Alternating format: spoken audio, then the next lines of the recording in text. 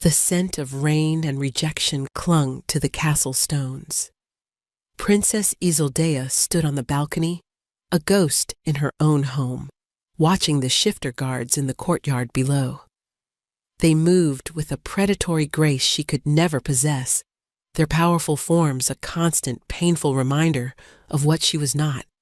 She was human. In a kingdom of shifters, to be human was to be a flaw, a broken piece of a proud lineage.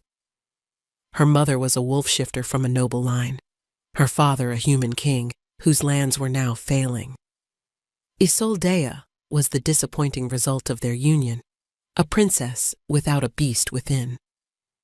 Her older sister Thalysra had been the perfect daughter. Thalysra's shift had been glorious, her wolf form a silver shadow of immense power.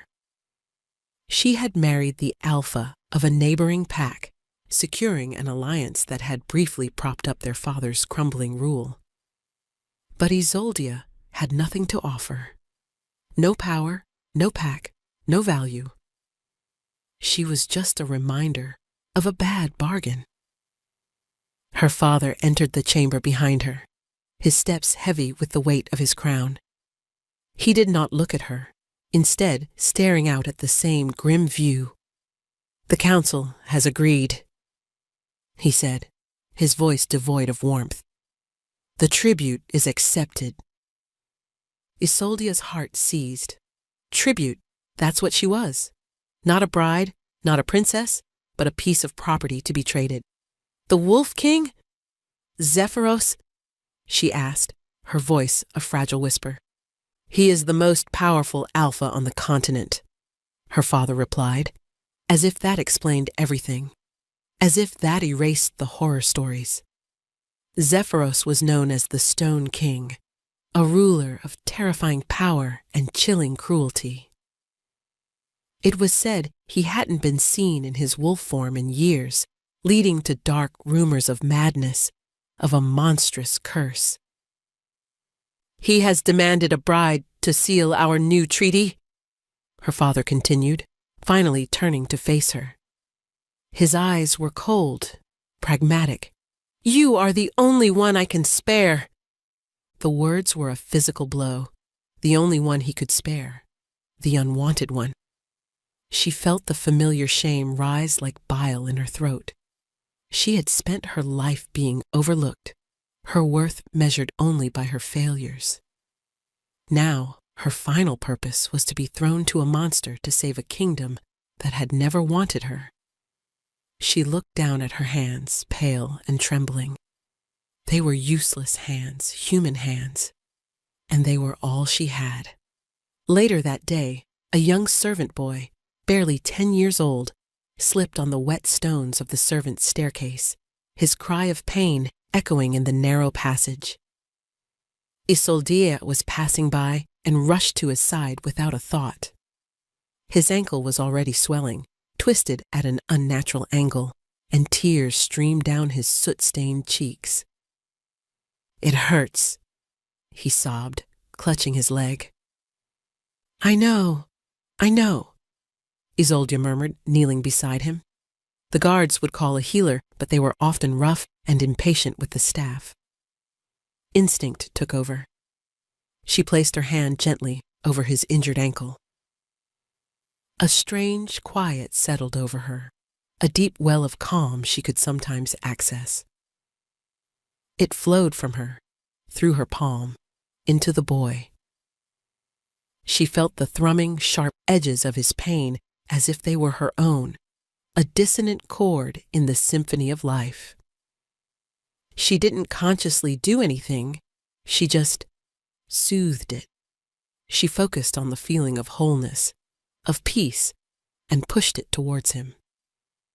The boy's frantic sobs lessened, his breathing evening out. It doesn't hurt as much now," he whispered, looking at her with wide, astonished eyes.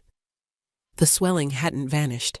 The bone was likely still broken, but the terrible, sharp agony had receded into a dull ache.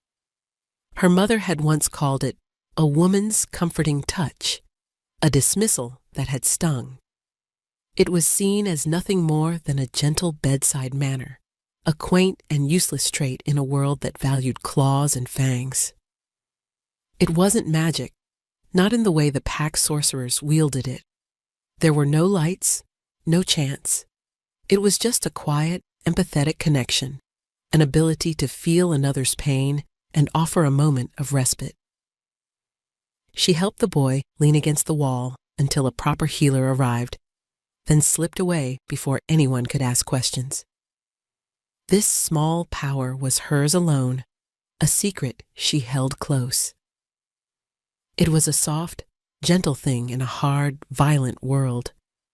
And like her, it was considered utterly worthless. As she walked back to her chambers to pack her few belongings, she couldn't help but feel the bitter irony. The only unique gift she possessed was the ability to soothe pain, and she was being sent to a man whose greatest pleasure was said to be inflicting it. The journey to the Northern Kingdom was a silent, grim affair. Isolde was escorted by a detachment of her father's guards, their expressions carefully neutral, though she could feel their pity.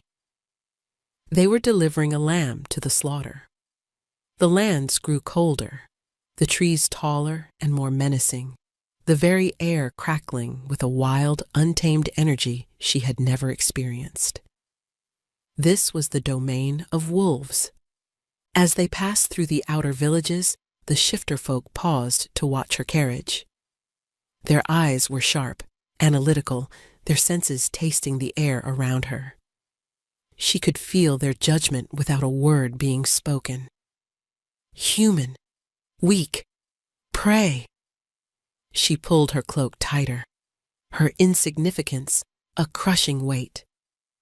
The Wolf King's fortress was not a castle. It was a blade of dark stone thrust up from the earth, a monument to power and intimidation.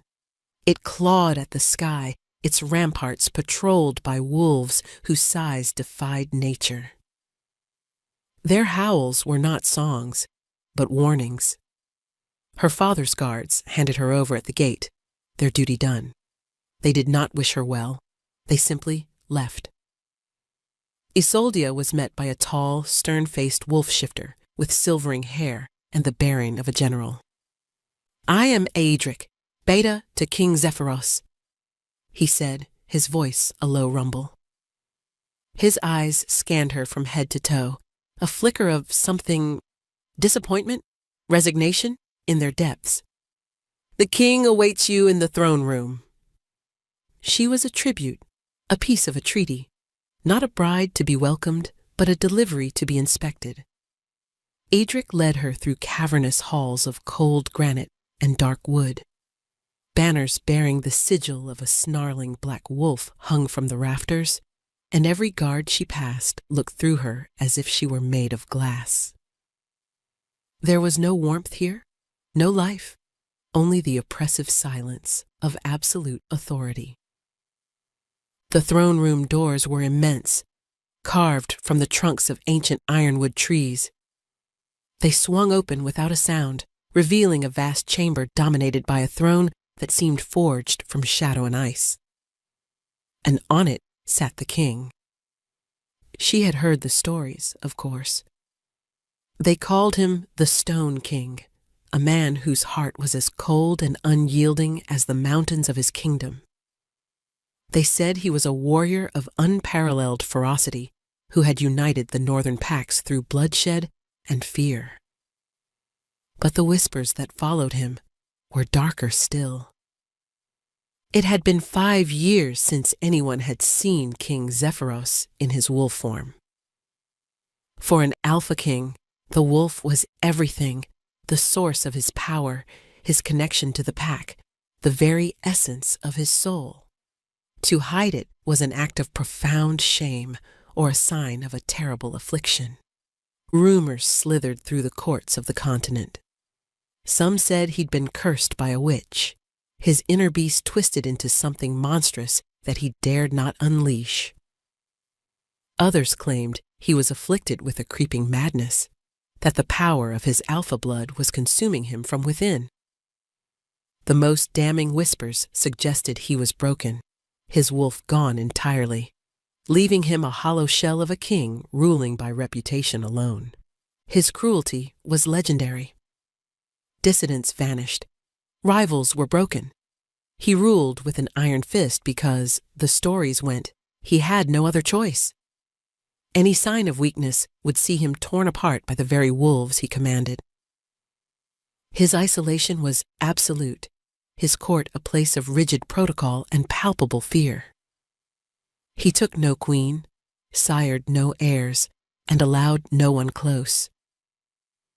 Isolde had tried to dismiss the tales as the frightened ramblings of lesser alphas, envious of his power. But as she stood at the precipice of his throne room, the chilling silence of his fortress felt like a confirmation. This was not the home of a beloved king. It was the lair of a wounded predator, one that would lash out at anything that came too close. She clutched the travel-worn fabric of her dress, her breath catching in her throat. She was about to meet the man behind the terrifying legend. King Zephyros was larger than the stories had described. He was a creature of stark lines and brutal power, his broad shoulders filling the high-backed throne. His hair was as black as a raven's wing, and his face was all harsh angles and unforgiving planes. But it was his eyes that held her captive. They were the color of a winter storm, swirling with a cold, controlled fury that seemed to burn without heat. He did not rise. He simply watched her approach, his gaze a physical weight that pressed down on her. Searching for weaknesses, she felt like an insect under his scrutiny. The power rolling off him was immense, a suffocating presence that made the air thick and hard to breathe. It demanded submission. Isolde stopped a respectful distance from the dais and forced herself into a curtsy, her movements stiff with terror. "Your Majesty!" she managed, her voice barely audible in the echoing hall. "The human princess," he said. His voice was a low, gravelly sound, stripped of all emotion. It was not a welcome. It was a statement of fact. "You are smaller than I expected." Shame and a surprising spark of anger flared within her. She was a princess, a king's daughter, yet he spoke of her as if she were livestock being appraised. She lifted her chin, meeting his icy gaze. "And you are exactly as the stories describe, Your Majesty." A flicker of something dangerous danced in his eyes. He was not used to defiance, however small. Adric, standing near the throne, shifted his weight uneasily. Zephyros leaned forward slightly, his presence intensifying. "The stories people tell in the South are for frightening children. You will learn that the reality here is far more direct." He appraised her again, a long, dismissive look. "You are here to serve a purpose. You will be a symbol of this tedious alliance. You will be silent, you will be obedient, and you will stay out of my way. Is that understood?" "Yes, Your Majesty," she said, the words tasting like ash. "Good," he said, leaning back, his interest already fading. "Adric will show you to your chambers. I have no desire to see you again until the formal announcement of our union." He waved a hand in dismissal, turning his attention to a map spread on a table beside him. The audience was over. She was nothing to him, a fragile human burden. The formal announcement was a week later. It was a stilted, tense ceremony in the Great Hall, attended by the highest-ranking members of Zephyros's court. Isolde was dressed in northern furs that were heavy on her shoulders, another reminder of how ill-suited she was to this land. She stood beside Zephyros, close enough to feel the chilling cold that radiated from him. He had not spoken a single word to her since her arrival. As part of the ritual, they were meant to exchange tokens.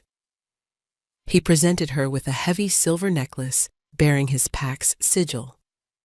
When it was her turn, she offered a small, intricately carved box from her homeland. It was a meaningless gesture, all for show. As he reached to take it, his fingers brushed against hers. It was like being struck by lightning, a wave of agony so pure and so intense it stole her breath, flooded her senses. It was a white-hot, screaming pain that coiled and gnawed, a living thing full of desperation and rage.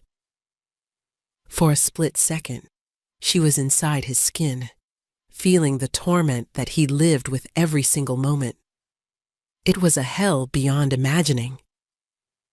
She gasped, stumbling back, her eyes wide with shock. Zephyros recoiled as if burned, snatching his hand back. His control, so absolute just a moment before, shattered. For a fraction of a second, his storm-gray eyes were a vortex of raw, unguarded suffering. She saw a deep, soul-crushing weariness and a desperate plea for an end to the pain. It was the most vulnerable, most human expression she had ever seen. Then, in an instant, the mask of stone slammed back into place. His eyes went cold, his jaw tightening into a line of granite. He shot her a look of pure fury, a silent, vicious command to forget what she had just seen. The court murmured, sensing the strange tension, but no one dared comment. Zephyros finished the ceremony with clipped, brutal efficiency, his movements stiff. He did not look at her again. As soon as it was over, he turned on his heel and stalked from the hall, leaving her alone in a sea of predatory, whispering wolves. She stood trembling, the phantom echo of his pain still vibrating through her. The Stone King was not made of stone at all. He was a man being broken on a wheel of unending agony. Adric escorted her from the great hall, his expression unreadable. "Your chambers, my lady," he said, his voice carefully neutral. He led her not to a guest wing, but deep into the heart of the royal spire, to a suite of rooms adjacent to the king's own. The chambers were beautiful, a prison of breathtaking luxury. The furniture was carved from dark, polished wood, the tapestries on the wall depicted epic wolf hunts, and a fire roared in a massive stone hearth. A balcony offered a dizzying view of the jagged peaks that surrounded the fortress. It was magnificent, and it was utterly cold. "The king requires you remain in this wing of the castle," Adric stated, his tone leaving no room for argument. "For your own safety. The court is not accustomed to humans." The unspoken words hung in the air. "They are not accustomed to weakness. They will see you as prey." "I understand," Isolde said quietly, wrapping her arms around herself. It was not a request. It was an order of confinement. She was to be kept, like a rare, fragile doll, locked away where she could not be broken by the harsh realities of this kingdom. Or perhaps where she could not witness any more of the king's own weakness. For days, she saw no one but the silent servants who brought her meals. The loneliness was a physical ache, a hollow space in her chest that echoed the vast, empty rooms. She would stand on the balcony for hours, watching the clouds snag on the mountain peaks, feeling as trapped as they were. She could hear him sometimes, through the thick stone walls that separated her chambers from his. Not words, but sounds. The sharp scrape of a chair, the heavy tread of his boots pacing endlessly through the night, and once a low, guttural sound of frustration that was more animal than man. She was a queen in name only, a prisoner in a gilded cage. He had brought her here to be a symbol, but he had hidden her away. He wanted the world to see the alliance, but he did not want anyone, least of all her, to see the man behind the crown. The memory of the agony she'd felt in his touch haunted her. It was a secret she now shared, whether he wanted her to or not, and it made her gilded cage feel smaller and more suffocating with every passing hour. One night, a storm raged outside, mirroring the tempest she felt inside. But another sound cut through the howl of the wind, a low, pained groan from the other side of the wall. It was deeper and more visceral than anything she had heard from him before. It was the sound of a body and spirit at their breaking point. The groan intensified, rising in pitch to a guttural roar of pure, unadulterated agony. It was the sound of an animal caught in a trap, tearing at its own flesh to get free. The sound ripped through her, stirring the strange, empathetic sense within her. She could almost feel the echoes of his pain, sharp and jagged even through the stone. Her heart hammered against her ribs. She was supposed to stay here, silent and obedient. To go to him would be to defy his explicit command. He would be furious. He might even harm her. Another roar, this one ending in a choked-off sob of desperation, decided for her. She could not sit here and do nothing while another living being suffered so terribly. It was not in her nature. Whatever the consequences, she had to try. Her hands trembling, she unlatched her door and slipped into the darkened corridor. The guards usually posted there were gone, likely dismissed by the king in a desperate need for privacy, or perhaps even by Aedric to spare them from witnessing their alpha's torment. The only light came from the flickering torchlight that cast long, dancing shadows on the walls. She followed the terrible sounds to a set of heavy ironwood doors at the end of the hall, the king's private chambers. They were slightly ajar. Peeking through the crack, she saw Aedric standing just inside, his back to her, his shoulders slumped in helpless despair. "My king, you must let the healers try," Aedric pleaded. "Get out!" Zephyros's voice was a shredded wreck, barely human. "Leave me!" Taking a deep breath, Isolde pushed the door open and stepped inside. Aedric spun around, his eyes wide with shock and alarm. "My lady, you cannot be here!" But Isolde barely heard him. Her gaze was fixed on the figure on the floor by the fire.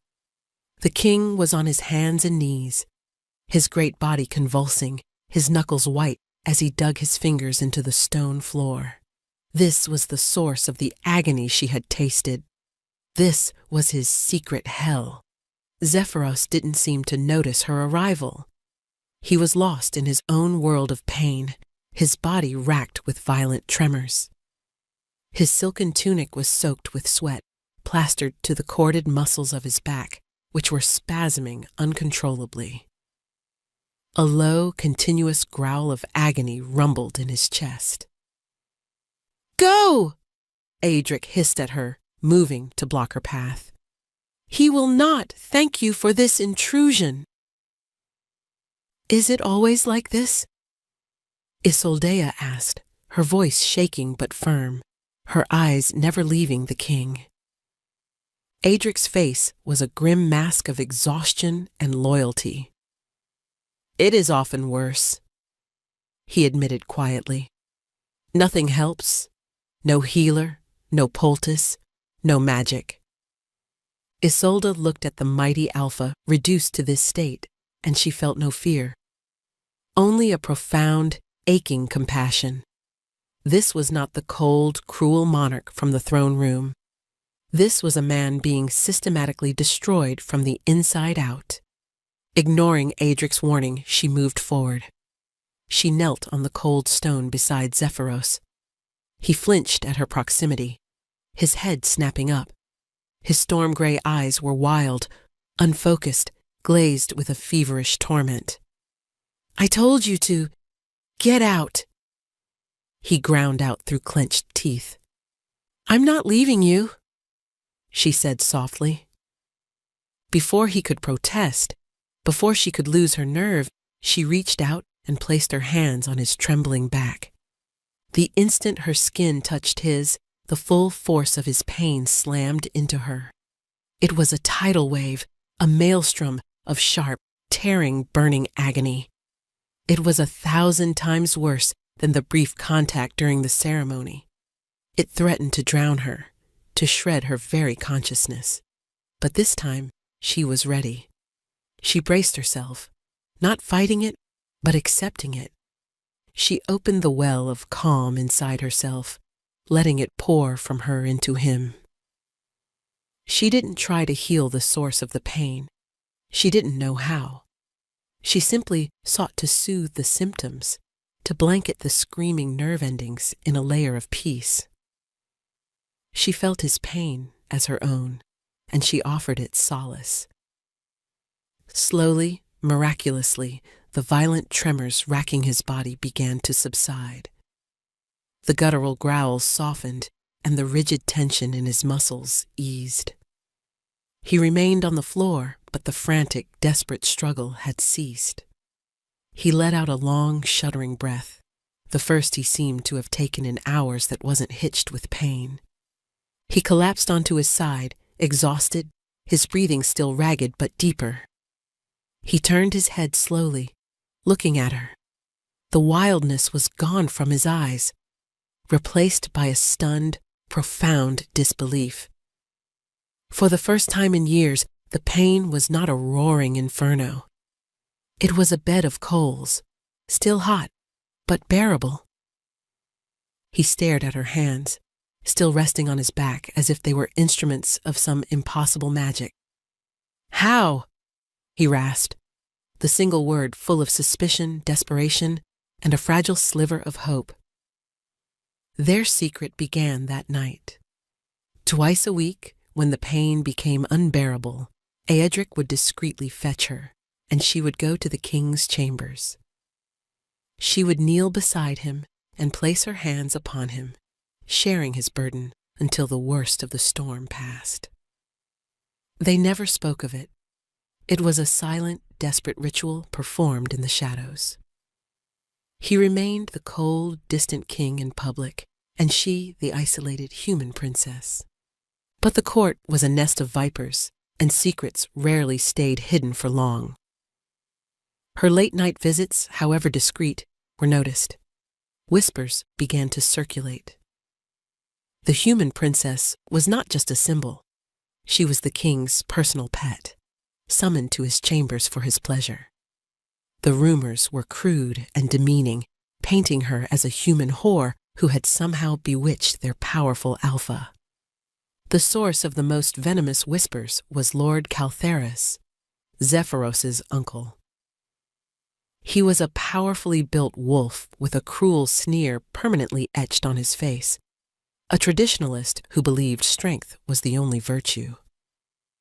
He had watched Zephyros's reign with a predatory patience, certain that his nephew's hidden weakness would eventually be his undoing. Caltharis saw Isolde as the ultimate symbol of Zephyros's decay.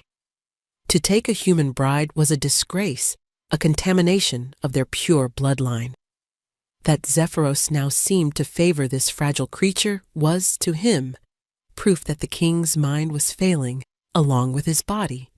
He chose his moment at a formal dinner, a gathering of the pack's highest-ranking lords and ladies. Zephyros sat at the head of the table, a remote and imposing figure. Isolde sat to his right, ignored as usual. "It is a strange alliance our king has forged," Caltharis began, his voice carrying across the hall. "One that brings us this delicate creature. Tell me, princess, what skills do you bring to the Northern Kingdom? Can you hunt? Can you fight? Can you bear a pure-blooded shifter heir?" The hall fell silent. Every eye turned to Isolde. Her face burned with humiliation. She had no answer. She could do none of those things. Before she could stammer a reply, Zephyros spoke, his voice like the crack of a glacier. "My uncle forgets his place." It was not a defense of her. It was a cold assertion of his own authority, but Caltheris was undeterred. "I merely ask what value she brings. Our people are strong. We have no place for weakness in the royal court. A king's mate should be his strength, not a fragile liability." The insult was clear, aimed as much at Zephyros as it was at her. Zephyros's hand tightened on the arm of his chair, his knuckles white. The air crackled with his suppressed rage. Isolde felt a tremor of his inner pain spike, and she knew the stress was aggravating his curse. Caltheris was prodding a wounded beast, and he was using her as the stick. The stress of Caltheris's public challenge triggered the worst episode Isolde had yet witnessed. That night, Aedric came for her, his face pale with urgency. "It's bad, my lady, worse than ever." She found Zephyros not just in pain, but in the throes of a horrifying transformation. He was thrashing on the floor, his body contorting. The curse, a malevolent black magic she could now sense, was fighting him, twisting him. His bones audibly cracked and reformed, his limbs elongating, his skin stretching taut over a shifting musculature. He was caught somewhere between man and beast, a grotesque mockery of a shifter's beautiful transformation. Black, vein-like lines pulsed across his skin, a visible manifestation of the poison in his soul. His eyes glowed with a feral, agonized light.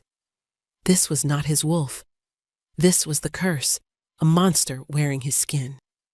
He let out a roar of despair, a sound that conveyed not just physical pain, but the psychological torture of being trapped within his own body, his true form held hostage. Aedric took an involuntary step back, his hand on the hilt of his sword, his training warring with his loyalty. Any other shifter would see this as an abomination to be put down. But Isolde saw only Zephyros. She saw the proud king trapped inside the monstrous shell, fighting a battle he had been losing alone for years. Her fear was eclipsed by a fierce, protective wave of empathy. She walked forward, her steps steady, and knelt before the writhing form. "Zephyros," she said, her voice clear and calm. The creature on the floor stilled, its glowing eyes fixing on her. A low growl vibrated in its chest. "It's all right," she whispered, her heart aching for him. "I'm here." She reached out, not with hesitation, but with absolute certainty, and placed her hands on the hot, twisted flesh of his shoulder. The backlash of agony and malevolent energy was staggering. It felt like plunging her hands into a fire fed by pure hatred, but she held on. She poured every ounce of her soothing calm into him, not just dulling the pain, but confronting the dark energy itself. She pictured him as she knew he was inside, a proud, powerful alpha, his spirit a magnificent wolf of shadow and storm. She held that image in her mind and pushed it against the tide of the curse. The transformation did not fully recede, but the violent struggle ceased. The monstrous form relaxed, the feral light in his eyes dimming, replaced once more by the familiar gray of his own. He lay panting on the floor, the black veins slowly fading back beneath his skin. He was still trapped in a half-shifted state, but he was himself again. He was lucid, and he was looking at her with an expression of raw, naked vulnerability. He had shown her the absolute worst of his curse, his most profound shame, and she had not run. Caltheris grew bolder. Seeing no public reprisal for his insults, he believed Zephyros was too weak to act. He decided to remove the human distraction himself. A few days later, Isolde was taking a rare, supervised walk in the castle's inner courtyard. Adric was with her, but he was called away for a moment by a guard with an urgent message, a deliberate ploy. As soon as he was gone, 2 other guards, their loyalty clearly pledged to Caltheris, cornered her near the old well. "The king's human pet," one of them sneered, advancing on her. "You don't belong here. It's time you had an accident." Fear, cold and sharp, lanced through Isolde. There was nowhere to run. She backed away until her back hit the cold stone of the well. In his study, miles away but intrinsically connected to her now, Zephyros felt it.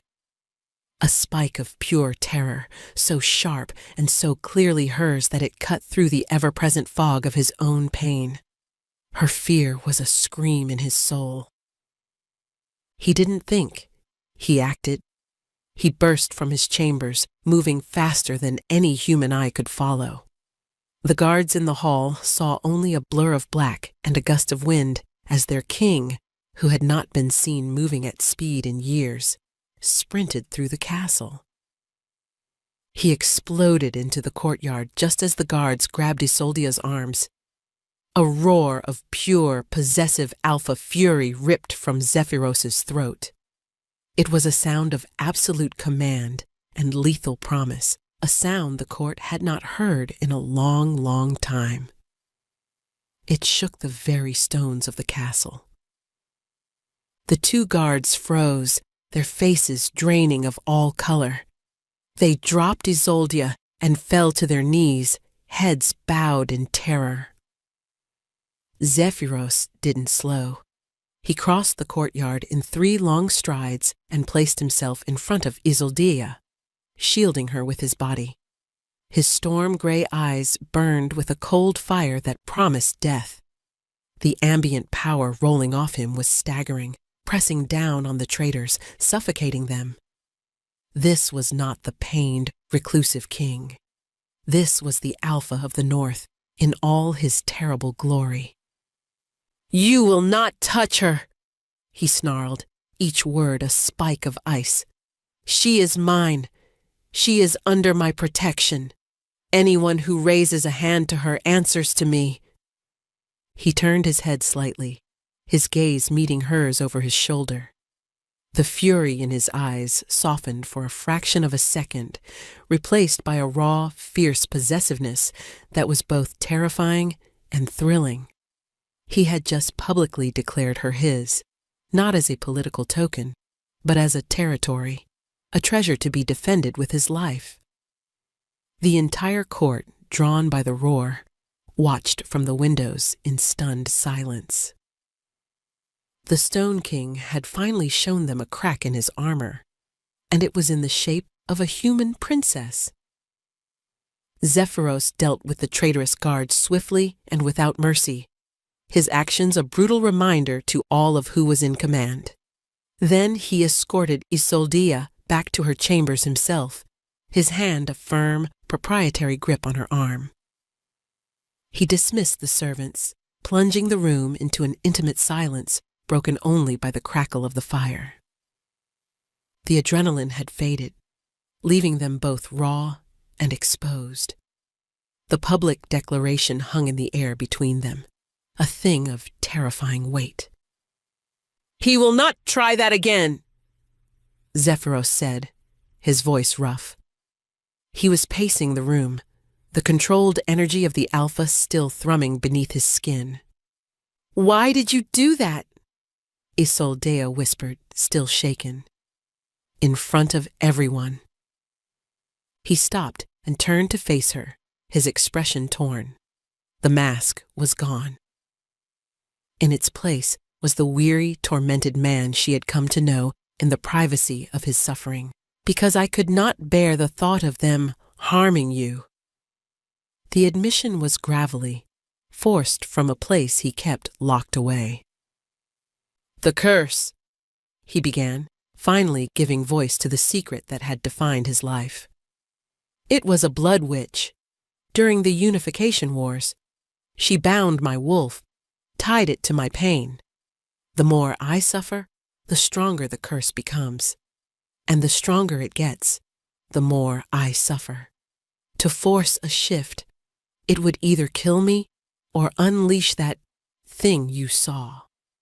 He looked at her, his eyes full of a despair that broke her heart. For 5 years, I have lived in this hell. 5 years of unending agony, and then you came. He took a step closer. Your touch, it doesn't heal it, but it quiets it. It gives me silence, a moment to breathe. You are the only relief I have ever known. Tears welled in Isolde's eyes for his pain, for his loneliness. She reached out, not to heal, but simply to touch. She laid her hand against his cheek. He flinched at first, then leaned into her touch, his eyes closing as a shudder ran through him. All the pretense, all the distance between king and tribute, shattered. He was just a man, and she was just a woman, and they were two lonely souls who had found a strange solace in one another. He lowered his head, and his lips met hers. The kiss was not gentle. It was born of desperation, pain, and a fierce, burgeoning hope. It was a drowning man's gasp for air, a claim, a plea, and a promise all at once. And in that moment, Isolde knew she was no longer just his healer. She was falling in love with the monster, the man, and the king. Caltheris was no fool. He had seen the look in his nephew's eyes in the courtyard. He had felt the raw power Zephyros had unleashed. The king was not weakening. He was changing, and the human girl was the catalyst. She was not a liability. She was somehow mending the king's broken parts, making him stronger. She had to be eliminated, but this time it had to be subtle. He acquired a rare poison, a distillate of wolfsbane so potent that even a few drops were lethal to a shifter. For a human, its effects were different. It wouldn't kill quickly. It would mimic a creeping, wasting sickness, a malady that would be blamed on her fragile human constitution. It was the perfect weapon. He had a loyal servant slip the clear, odorless liquid into Isolde's evening tea. She drank it without suspicion, noticing only a slightly bitter aftertaste. The effects began the next morning. It started as a deep weariness, a chill in her bones that no fire could warm. By midday, a fever had taken hold, and a sharp, stabbing pain began in her abdomen. The royal healers were summoned. They fussed over her with herbs and poultices, but they were mystified. They were experts in shifter physiology, torn muscles, broken bones, battle wounds. They knew nothing of these subtle, insidious human ailments. They pronounced her to be suffering from a frail constitution, unable to handle the harsh northern climate. Isolde grew weaker by the hour.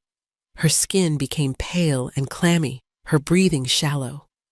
The pain was a constant gnawing fire inside her. She was drifting, consciousness fading in and out like a weak flame in the wind. Zephyros sat by her bedside, a thunderous, helpless rage building inside him. He refused to leave her side. He watched the life slowly draining from her, and he knew, with a certainty that was cold and hard as iron, that this was no natural illness. This was an attack. This was Caltheris's handiwork. He had been so focused on protecting her from physical threats that he had not seen the assassin in the teacup. He had failed her, and the agony of her fading life was 1,000 times worse than his own curse. "There is nothing more we can do, Your Majesty," the head healer said, bowing low. "It is a human sickness. Her body is simply giving up." Zephyros dismissed him with a snarl. He looked down at Isolde's pale face, her breaths now faint, stuttering things.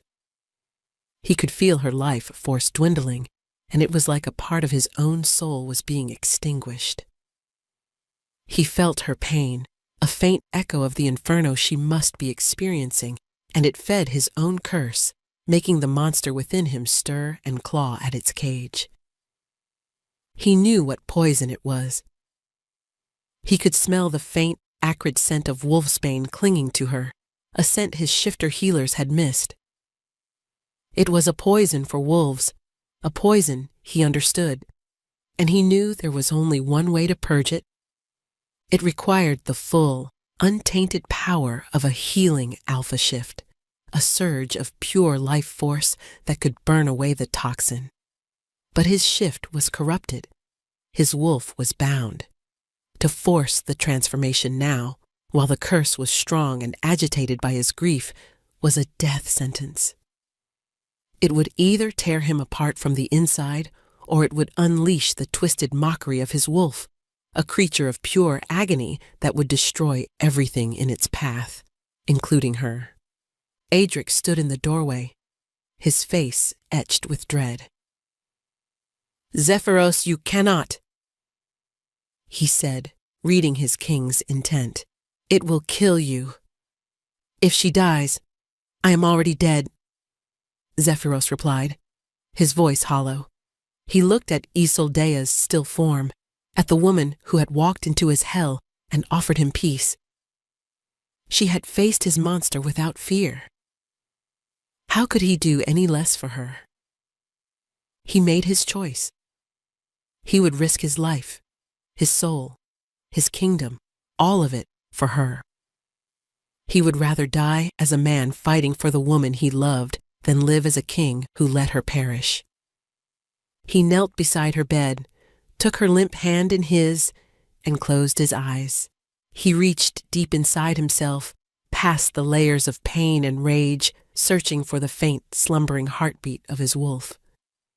He ignored the shrieking protest of the curse and pulled. He called to his other half, demanding it answer, for the first time in 5 long years.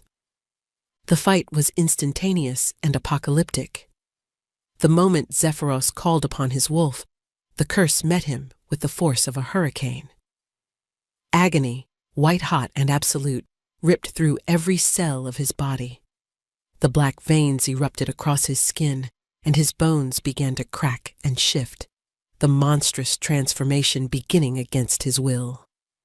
He roared, a sound of inhuman torment, as 2 opposing forces tried to tear his soul in 2.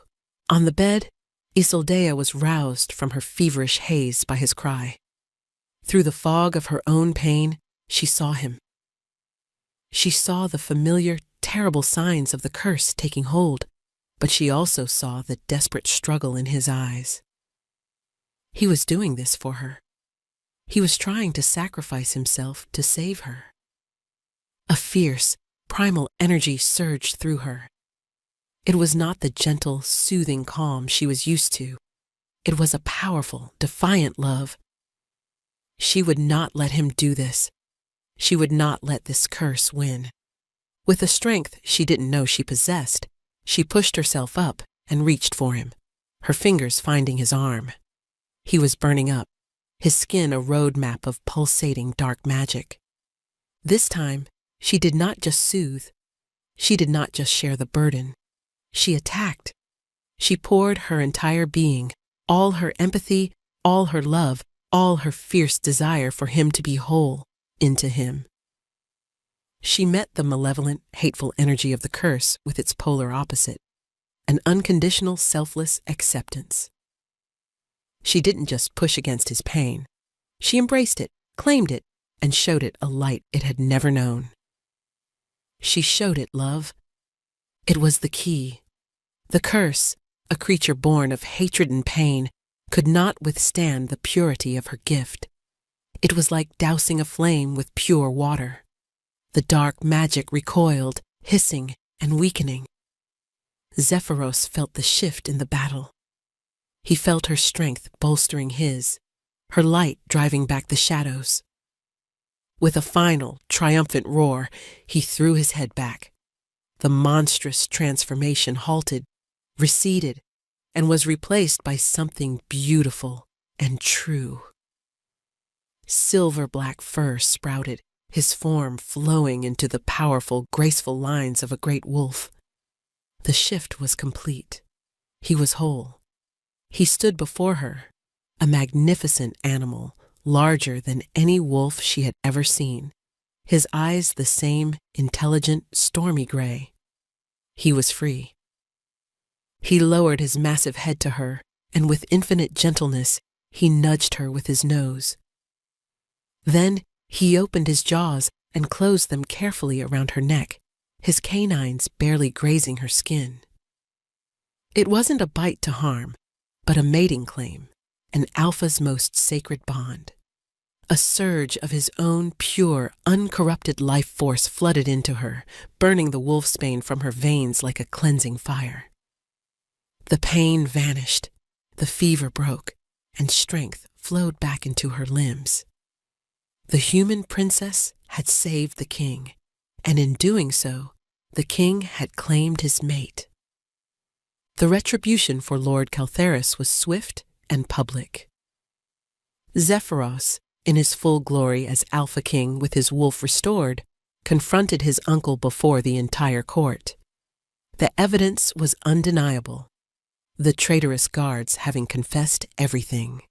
Stripped of his titles and his honor, Caltharis was exiled to the frozen wastes of the far north, a fate worse than death for a creature of the pack. With the last threat to their union neutralized, Zephyros wasted no time. He called a grand assembly, not in the cold formality of the throne room, but in the open air of the central courtyard where every member of the pack could see. He stood on a raised platform, Isoldaea by his side, his hand holding hers. He was no longer the Stone King, remote and untouchable. He was a vibrant, powerful alpha, his love for the woman beside him plain for all to see. "You have known me as a king who ruled from the shadows, burdened by a curse that sought to destroy me," he announced, his powerful voice ringing with conviction. "That curse is broken. The shadows are gone, and it was not broken by a sword or by sorcery. It was broken by her." He turned to Isolde, his gaze full of adoration. "This is Isolde, my mate, my queen, and the savior of your king. Her strength is not of the claw or the fang, but it is a strength that conquered a darkness that none of us could touch. She has shown us that compassion is not a weakness, and empathy is a power unto itself. We will honor her as our Luna, our queen." He lifted her hand to his lips, and then, before the entire pack, he gently pulled down the collar of her dress to reveal the faint, silvery marks of his claim on her neck. It was a symbol no shifter could mistake, a mating mark. The pack let out a collective, joyful howl that shook the mountains, a sound of acceptance, of celebration, of loyalty to their new queen. The human outcast had found her pack, and they had found their Luna. The union of Zephyros and Isoldaea sent ripples of change throughout the northern kingdom. It began with the court, which had for so long been a place of fear and rigid hierarchy. Under Isoldaea's gentle influence, it began to thaw. She listened to the petitioners, she showed kindness to the servants, and she championed the families who had suffered during the long, hard years of Zephyros's isolation. Zephyros, free from the constant agony that had fueled his cruelty, ruled with a new wisdom. He still possessed his unyielding strength, but it was now tempered by Isoldaea's compassion. He learned to listen, to delegate, to inspire loyalty, rather than command it through fear. He forged new, stronger alliances with the human kingdoms, with his queen acting as the perfect diplomat, her very existence a bridge between their two worlds. The old guard, who had once valued only brute force, began to see the world differently They saw how Isolde's soft power had saved them all. Healers who practiced gentler arts were given more respect. Strategists who valued cleverness over aggression were given a voice on the council. The definition of strength in their society began to broaden, to include more than just the physical. The kingdom was not weaker for it. It was more resilient, more whole. Their reign became known as a golden age, a time of unprecedented peace and prosperity, all born from the unlikely love between a broken Alpha King and the human princess no one had wanted. 1 year later, Isolde stood on the same balcony where she had once felt like a prisoner. Now it was her home. The strong arms of her husband, her mate, wrapped around her from behind, his chin resting on her shoulder. Zephyros was no longer the Stone King. He was simply her Zephyros, and his love was a warmth that had seeped into every corner of her life. "He's quiet today," Zephyros murmured, his hand resting protectively over the gentle swell of her stomach. Isolde smiled, placing her own hand over his. "He's listening to the heart of the kingdom," she replied softly. Their child, a son, would be born in the spring, a miracle of shifter and human blood, a symbol of the new world they had built together. Below them, the courtyard was bustling with life. Shifter children played alongside the children of human merchants who now traded freely and safely within the city. The air was filled with laughter, not fear. Adric was sparring with some of the younger guards, his movements full of a light-heartedness he had not shown in years. A magnificent black wolf with storm-gray eyes trotted into the courtyard and looked up at them. It was Zephyros's other half, his spirit made manifest, now free to run whenever it pleased. It gave a happy yip before trotting off to chase the children.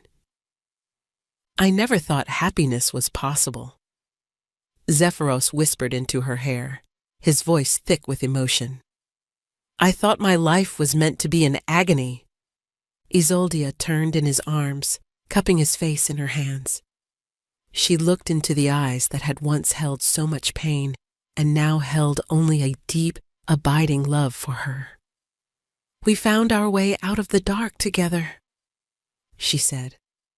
He leaned down and kissed her, a tender, lingering kiss full of promises kept and a future bright with hope.